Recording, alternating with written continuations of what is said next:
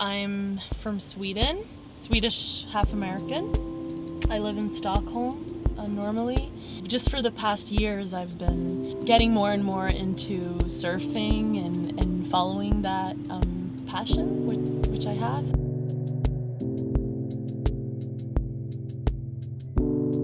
As I'm traveling solo, I just have a single bed, basically.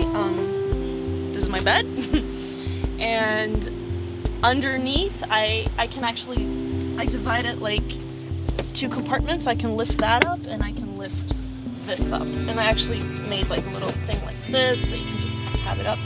So this is just some extra stuff, and I have my clothes here. You can just pull it out like that. The good thing about this is that when I have a visitor, they can actually just sleep on the floor, which works really good. Like this is divided pretty much half, so this is just as wide as this bed, so that works pretty good. Fold up table, I just take this out, attach it under here. Workspace, kitchen table, everything. Yeah, so this is like my office / kitchen table. And my kitchen is in the back.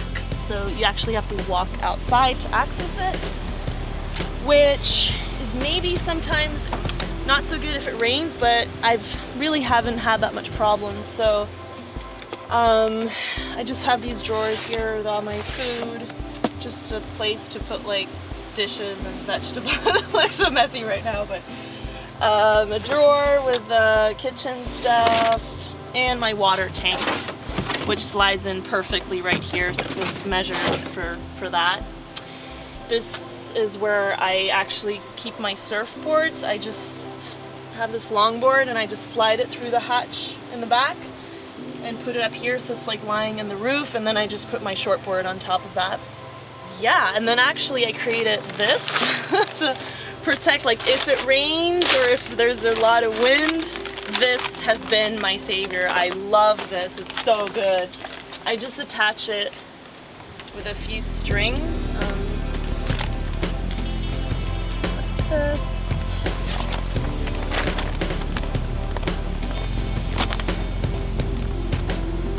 Like that. Oops. You can probably do it better than I did, but it works really well. Now there's no wind, so now I can cook here without like any wind. It's really good.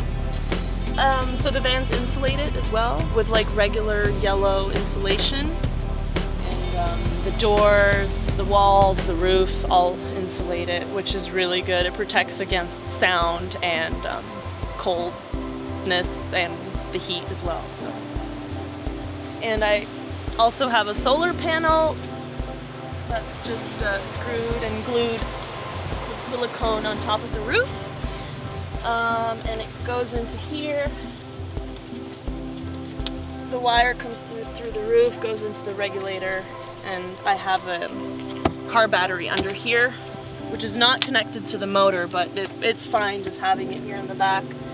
And I just attach a 12 volts outlet here, so I can charge everything here. So yeah, and yeah, I think that's pretty much it.